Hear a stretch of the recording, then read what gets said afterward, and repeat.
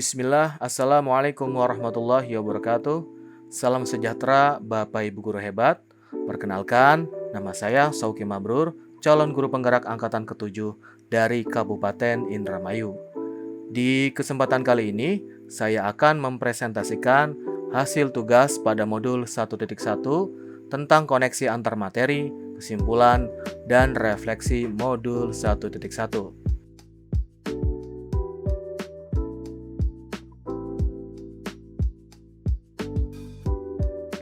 Untuk memudahkan dalam pembahasan tugas kali ini, saya akan menggunakan bantuan dari pertanyaan pemantik yang disajikan di dalam modul 1.1.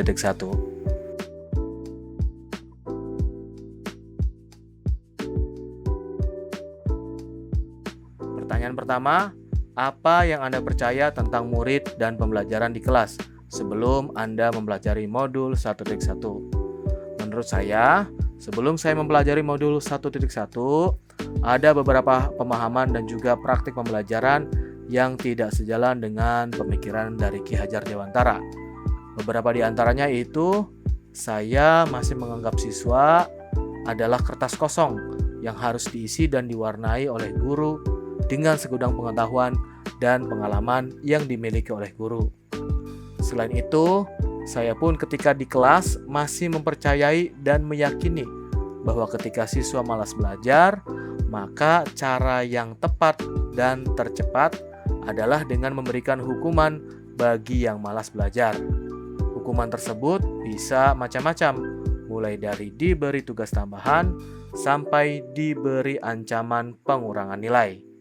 Selain itu pun, saya masih terdoktrin bahwa ketika seorang guru berhasil dalam mendidik siswa, yaitu ketika mayoritas siswa yang diajarnya mendapatkan nilai rapot yang tinggi atau biasa kita kenal dengan istilah di atas KKM. Selanjutnya untuk pertanyaan pemantik kedua, yaitu apa yang berubah dari pemikiran atau perilaku saya setelah mempelajari modul ini. Nah, keterkaitan dari pertanyaan pemantik 1, ketika sudah mempelajari modul 1.1, saya pun mulai merubah pemikiran dan juga perilaku saya ketika mengajar di kelas. Saya mulai merubah mindset saya terhadap siswa yang salah satunya itu menganggap bahwa siswa itu tidak bisa apa-apa.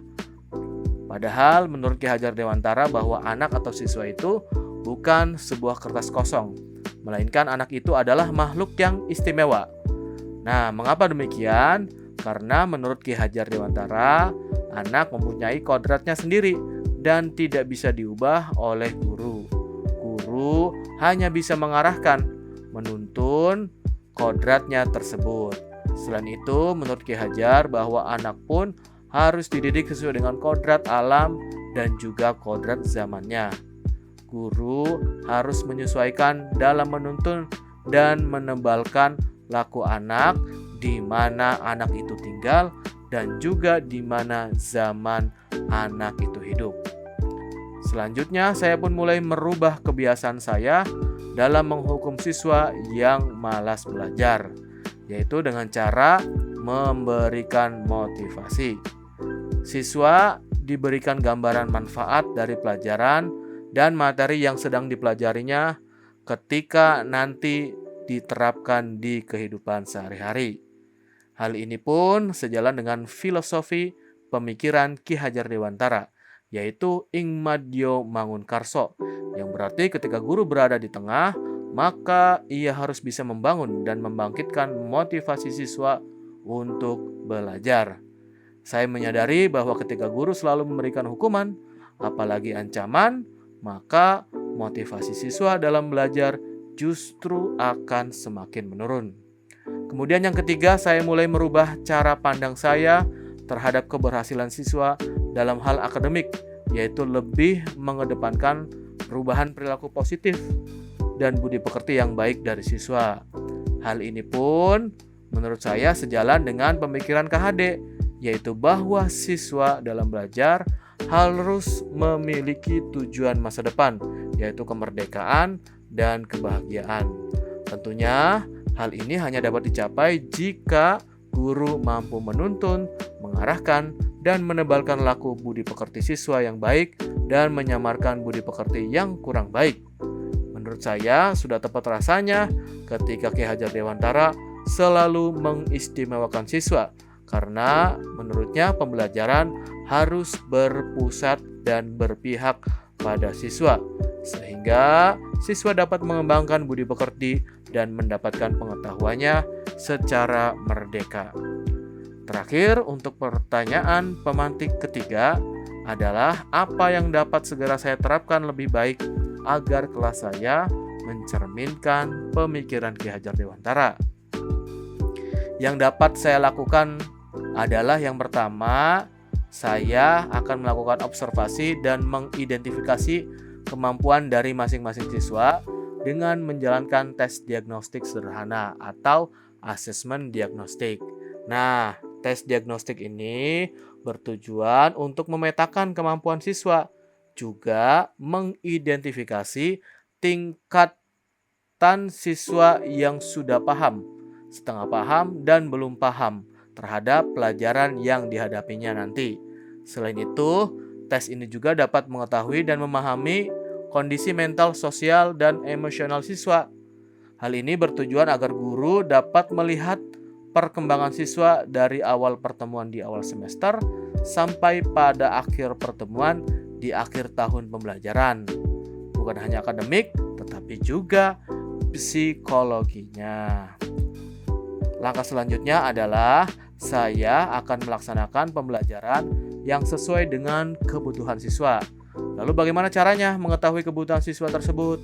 Sederhananya, setelah melakukan tes diagnostik, saya akan membagikan angket untuk mereka, yaitu siswa, agar dapat berpendapat mengenai bagaimana cara yang asik atau cara yang mudah menurut mereka ketika proses mendapatkan pengetahuan atau proses pembelajaran.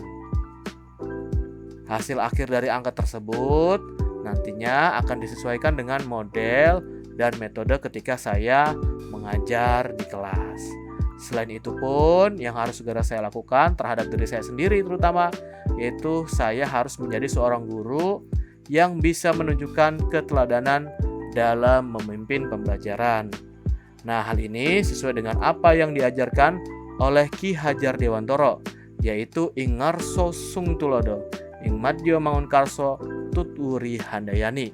Ketika di depan memberikan contoh, ketika berada di tengah memberikan motivasi, dan ketika berada di belakang, guru harus bisa mendorong dan memberikan arahan.